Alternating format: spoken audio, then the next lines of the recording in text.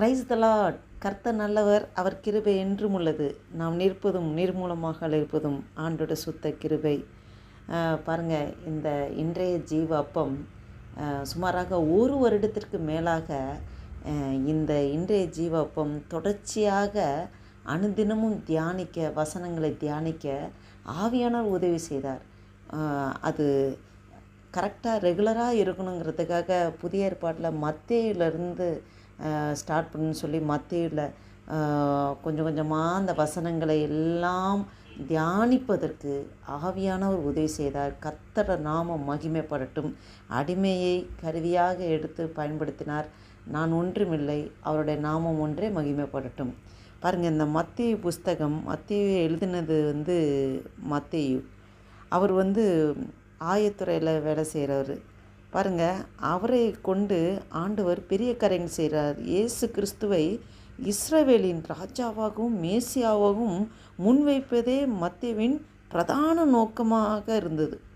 அப்போ அவர் இந்த 3 சுவிசேஷ புத்தகங்களை எழுத்தாளர்களை காட்டிலும் பழைய ஏற்பாட்டிலிருந்து அதிகப்படியான காரியங்களை மேற்கோள் காட்டுகிறார்.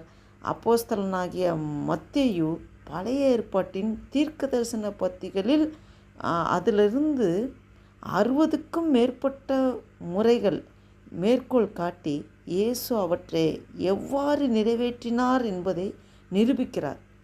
அவர் இயேசுவின் வம்சாவளியை கொண்டு தனது நற்செய்தியை தொடங்குகிறார்.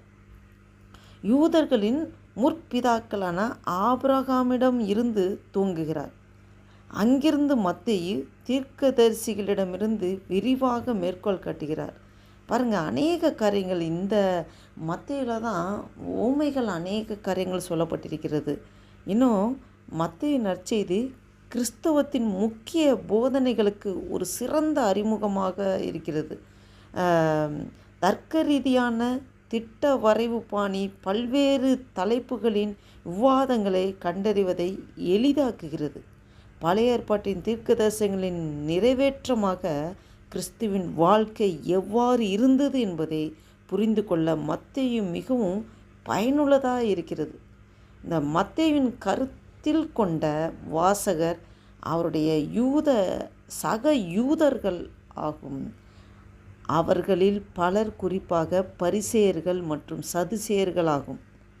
இயேசுவை தங்கள் மேசியாவாக ஏற்றுக்கொள்வதற்கு பிடிவாதமாக மறுத்துவிட்டனர்.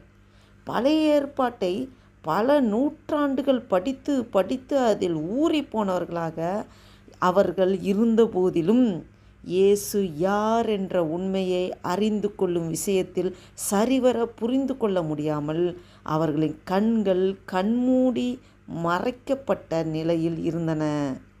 அவர்களுடைய கடினமான இருதயங்களுக்காகவும் அவர்கள் எதிர்பார்த்து காத்திருந்ததாக கருதப்பட்டவரை அடையாளம் காண மறுத்ததற்காகவும் இயேசு அவர்களை வன்மையாக கண்டிக்கிறத நம்ம மத்தேயுல பார்க்குறோம். அவர்கள் தங்கள் சொந்த விருப்பப்படி விளங்கும் ஒரு மேசியாவையே விரும்பினார். அவர்கள் தங்கள் சொந்த விருப்பங்களை நிறைவேற்றி அவர்கள் என்ன செய்ய வேண்டுமோ அதை மட்டுமே செய்தார்கள். நம்முடைய சொந்த சொற்களில் நாம் எத்தனை முறை தேவனை நாடுகிறோம்? நாம் ஏற்றுக்கொள்ளக்கூடியதாக கருதப்படும் பண்புகளை, அவரின் அன்பு, இரக்கம், கிருபை போன்றவை மட்டுமே அவரிடம் குறிப்பிடுவதன் மூலம் மற்ற அதே வேளையில் அவருடைய கோபம், நியாயம் மற்றும் பரிசுத்த கோபத்தையும் நிராகரிக்க வேண்டாமா? பரிசேயர்களின் அதே தவறை நாமும் செய்ய துணியவில்லை. தேவனை நம்முடைய சாயலில் படைத்து பின்னர் அவர் நம்முடைய தரத்திற்கு ஏற்ப வாழ்வார் என்று எதிர்பார்க்கிறோம். அத்தகைய தேவன் ஒரு விக்கிரகத்தை தவிர வேறில்லை. நம்முடைய ஆராதனைக்கும் கீழ்ப்படிதலுக்கும் உத்தரவாதம் அளிக்க தேவன் மற்றும் இயேசு கிறிஸ்துவின் உண்மையான தன்மை மற்றும் அடையாளம் பற்றி போதுமான தகவலை வேதாகமும் நமக்கு அளிக்கிறது. அல்லேலூயா. பாருங்கள், இந்த மத்தேயு அந்தளவுக்கு ஆழமான அந்த பரிசேயர்கள், வேதபாரகர், பரிசேயர்கள், சதுசேயர்கள் அவங்களாம் இயேசு கிறிஸ்து யார் என்பது அவங்களுக்கு தெரியல. அவங்க கண்கள் மறைக்கப்பட்டிருக்கு. உண்மையுமே நமக்கு ஆண்டவர் இப்படி நம்மளுக்கு ஆவிக்குரிய கண்களை திறந்திருக்கிறாங்க. சத்தியத்தை அறிஞ்சு கொள்கிற கிருபையை ஆண்டவர் நமக்கு கொடுத்துருக்காங்க. நாம் பெற்ற சந்தோஷத்தை அநேகருக்கு சொல்ல வேண்டும். அநேகரை கர்த்தருக்குள்ளே நடத்த வேண்டும். கர்த்தரே இயேசு, கர்த்தரே இயேசு என்பதை அநேக நாவுகள் அறிக்கையிடும்படியாக நாம் அநேகருக்கு நாம் சத்தியத்தை சொல்லுகிறவர்களாக இருக்க வேண்டும். அதற்காகத்தான் ஆண்டவர் நம்மளை இந்த பூமியிலே ஒளியாக வைத்திருக்கிறார், உப்பாக வைத்திருக்கிறார். நாம் அதன்படி செயல்படுவோமா? நாம் இன்றைய நாளில் இந்த தியானத்தோடு ஜெபம் செய்வோம். அல்லேலூயா. நன்றி தகப்பனே, நன்றியோடு துதிக்கிறோம், ஸ்தோத்திரிக்கிறோம். இந்த நாளைக்காக நன்றி செலுத்துகிறோம். விசேஷமாக ஆண்டவரே அப்பா, இந்த 2025 வருடத்தின் மார்ச் மாதத்தின் 4ஆம் தேதியை காண கிருபை செய்கிறேன். நன்றி அப்பா. எங்களுக்கு ஜீவன் சுகம் பலன் ஆரோக்கியத்தை தந்து நடத்தி வருகிற கிருபைக்காய் ஸ்தோத்திரம். ஒவ்வொரு நாளும் எங்களுக்கு ஜீவன் பலன் ஆரோக்கியத்தை தருகிறது உங்களுடைய சுத்த கிருபை ஆண்டவரே. நன்றி அப்பா.